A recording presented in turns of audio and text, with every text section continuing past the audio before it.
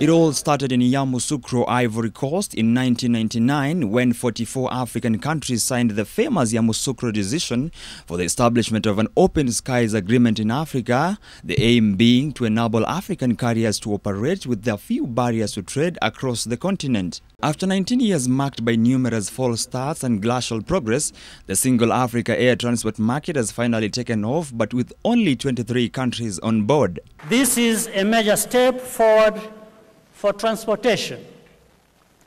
We are nearly ready to adopt the Continental Free Trade Area. The launch of the agreement, which attempts to replicate the model of the European Common Aviation Area, is expected to boost connectivity and reduce fares by opening regional air markets to transnational competition.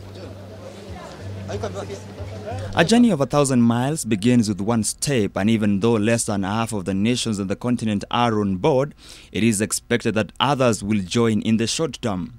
The flagship project is liberalizing the skies of 23 countries. It represents more than 500 million Africans who would benefit from this huge single air market. Africa accounts for 15% of the world's population, but only 3% of the world's aviation traffic, according to the International Civil Aviation Organization.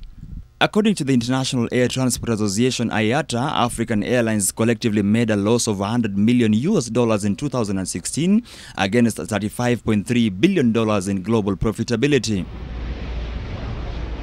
The suppressed performance in Africa has for many years been attributed to the decision by many countries to restrict air service markets to protect the share held by state-owned air carriers.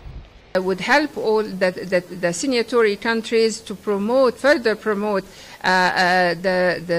stimulate the economies, but also create additional 300,000 jobs, direct jobs, and almost 2 million indirect jobs. The launch of the single African air transport market is no doubt a major milestone towards increasing connectivity and integration in the continent. However, the biggest challenge now remains convincing the remaining 32 countries to sign and recommit to the agreement. Victor Kiprop, NTV in Addis Ababa, Ethiopia.